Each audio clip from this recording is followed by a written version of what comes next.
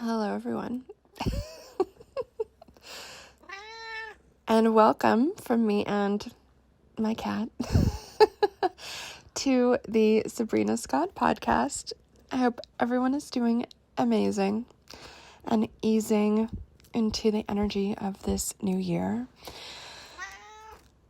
I don't know about y'all, but the energy of the first moments of the new year was awesome. The first day was a bit off. The first few days was kind of a bit soupy. And finally, I feel like we are beginning to hit our stride and really move into the momentum of the new year this rest of the week. It makes sense. We got the new moon in Capricorn tomorrow. And what better astrological vibe, what better type of new moon to really sit with our intentions and to, if you haven't yet, create a list of things you want to do this year, aspects of who you want to be this year. One of the things that I think many people ignore or forget or just don't know about intention setting and goal setting and New Year's resolutions is that it's not just about making a list of accomplishments that we'd like or, achievements. My cat just sneezed. That was really cute. I'm recording this in the morning, and so all the cats are slowly waking up with me here. But a lot of these New Year's resolutions that I see people talk about, it's never generally about who are we being. It's often about what are we doing. And I think the missing piece a lot of the time is that in order to do certain things with success and to a high degree of skill and follow through and all of that, we also have to be that kind of person for whom that type of thing is like just a part of your daily life, no big deal. And so what's really interesting is I've been talking a lot on my Instagram stories lately about feminine energy and masculine energy. I had my first group coaching session with my Feminine Energy Without Bullshit students a few days ago, and it was so fun. And so it's really on my mind lately. If anyone doesn't want to slide in a little bit late, just hit me up and we'll figure it out. So I do want, since it's the first and last time I'm doing group coaching with the course on feminine energy, I really did just want to leave it open, actually, if anyone did want to sneak it. But what's interesting is the doing New Year's goals and resolutions, that is such a masculine energy way of approaching resolutions.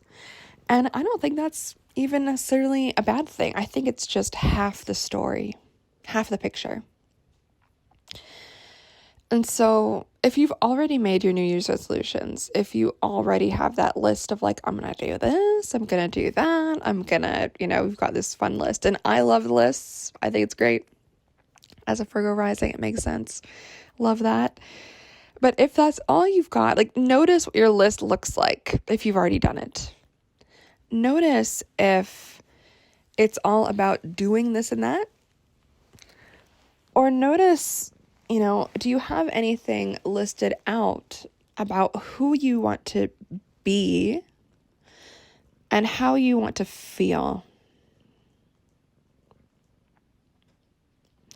So are your goals and resolutions all about, I need to get a raise at work, or I need to switch jobs, or I need to redecorate the house, or I need to, do this, do that, all these lists of things to do.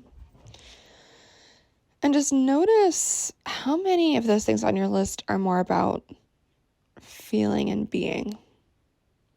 And if you're confused about this, I give an example of what I mean.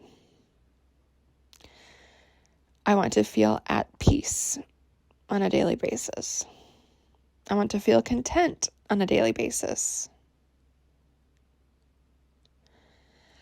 I want to be in touch with my creativity and my inspirational spark more often.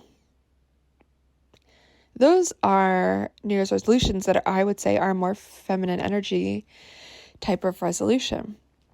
And what's really interesting is, I know some of y'all might be like, well, those are boring resolutions. Like, I can just snap my fingers and do that. And that might be true, but chances are you probably can't. I know some of us totally can, but I think if we could do that with a snap of our fingers, many of us already would have done that. And so while it might seem boring, these type of resolutions, or like easy, or even worse, irrelevant, interestingly, I think it is achieving those type of beingness changes that actually make the doing a lot easier and quicker and more fluidly, simple. It just flows from us, right? If we can be in particular ways. So let me just give an example here, right? So let's go with that feminine energy, affirmation, New Year's vibe that I said a few moments ago, being in touch with your creative spark, your creativity, your inspiration.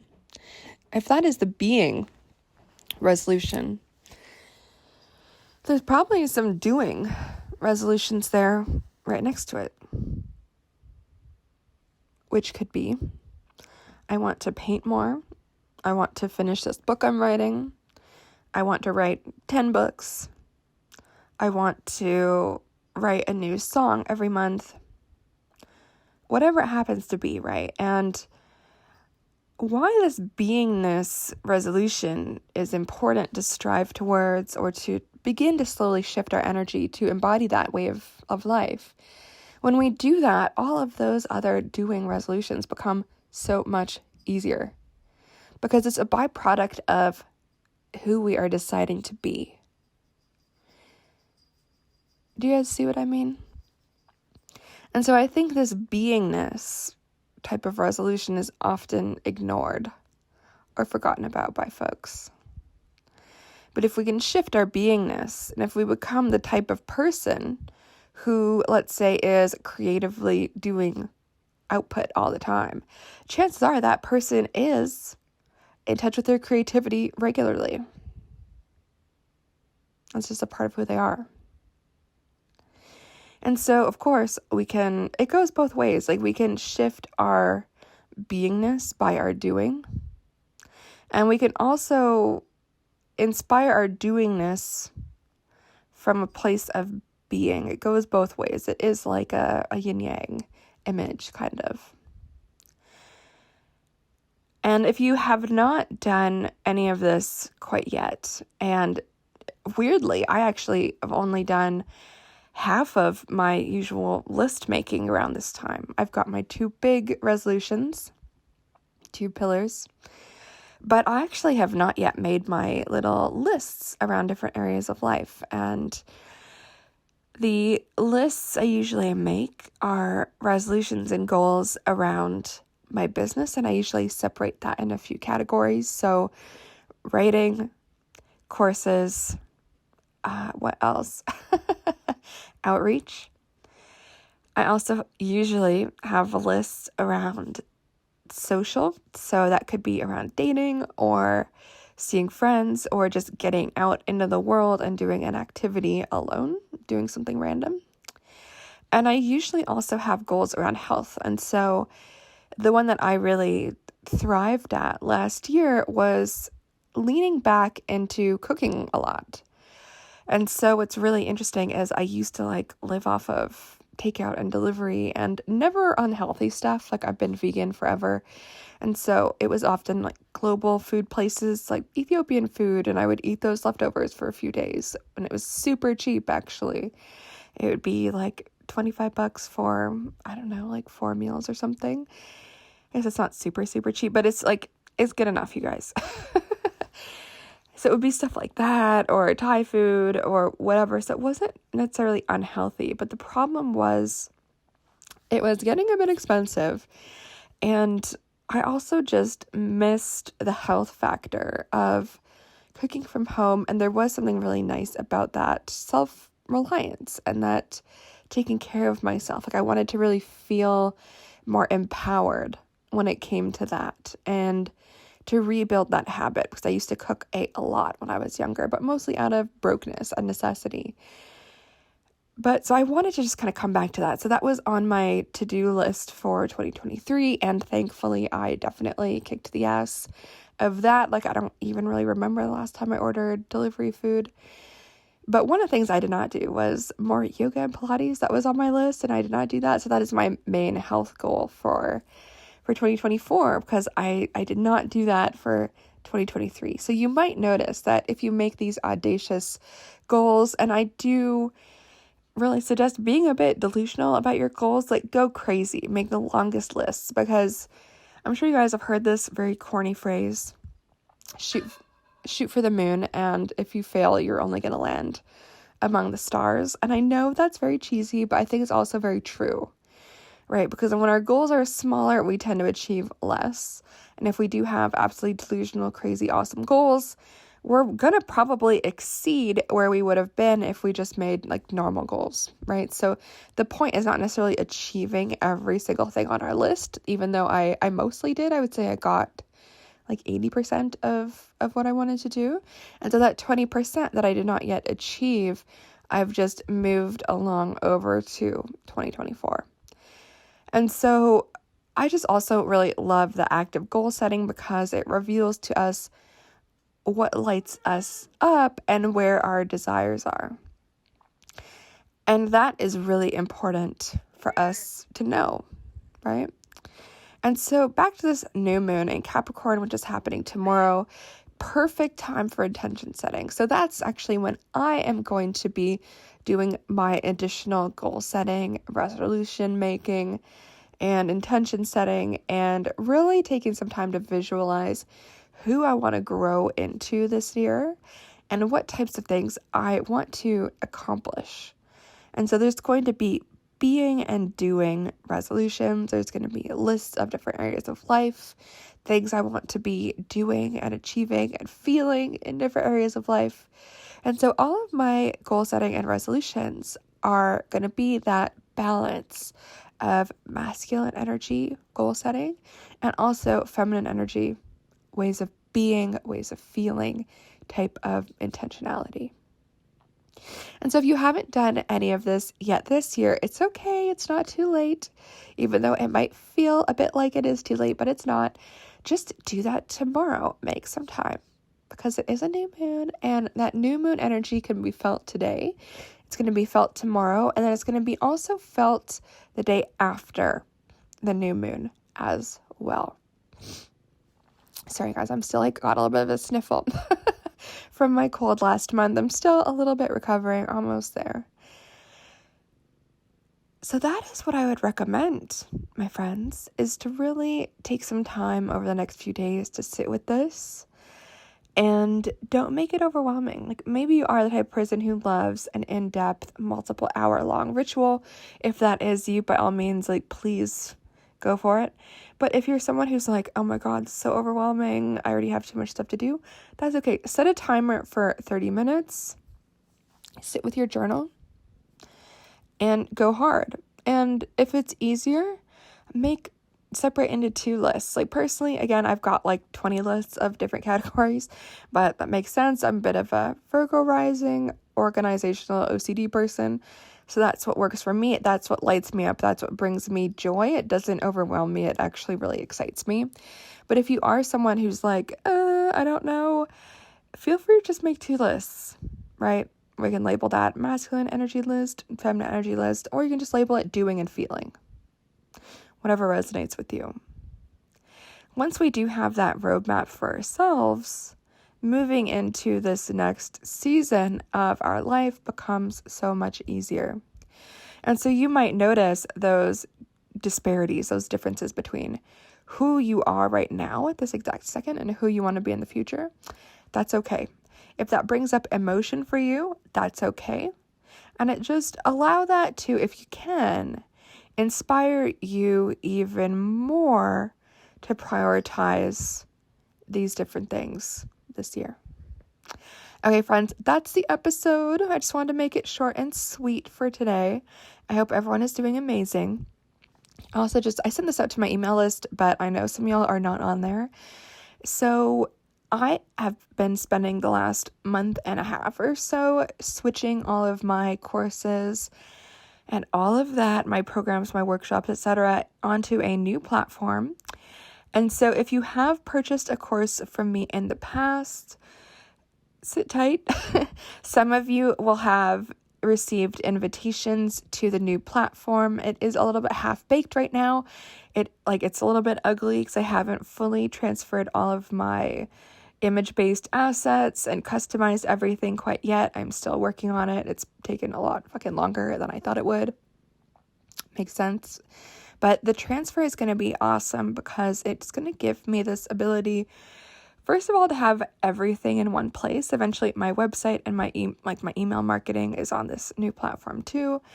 And my website, eventually I'm going to transfer it onto this new platform. But what's really cool about this is this platform also enables a community space. And so I have been building out slowly a new membership and community that I'm going to be launching for InBook, aka, I don't know, February 1st or 2nd, whatever it happens to be this year. And I'm really fucking excited about it because I think it's going to be just a really fun place for people to interact and hang out and learn and just connect. And so if you enjoyed Magic May or Spiritual September last year, these kind of text challenges that I did, you're going to really love this new membership space. And this is going to be the new place where those challenges are going to happen. It's just awesome. I'm just really excited for all of the capabilities of this new platform. It's going to have a forum. It's going to have a group chat. It's going to have challenges. It's really fun. I'm just really excited. So what else do I have to say about that? So all that to say is, if you notice that you are not yet in courses that you've already paid for or registered for, please sit with me, give me some grace. I'm still slowly, when you've got hundreds of students that you're transferring from one platform to another, it's a little bit time consuming, and I just want to make sure it's done properly. So sit with me. Most of y'all who are in the smaller one-off workshops will already be transferred. It's mainly the bigger courses that I'm still slowly moving everyone over. So sit with me. It's going to be awesome once it's done. Hooray for the membership that's coming. If anyone does want information on that, feel free to reach out. I'm really, really excited.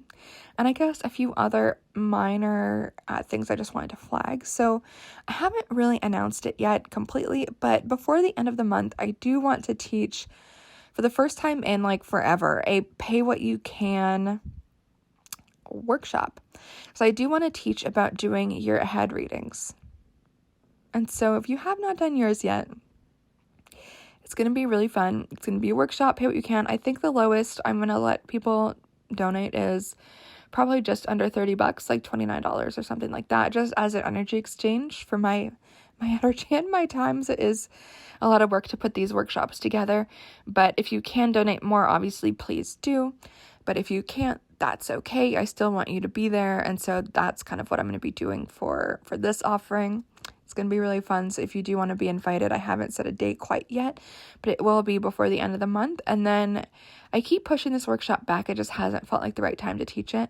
But I am also going to be teaching a Protection Magic 101, which I'm really excited for. I originally floated teaching this back, a year or two ago. And so now I feel like it's finally the time. And so if anyone does want to register for that before I announce the dates, it's going to be sometime over the next month.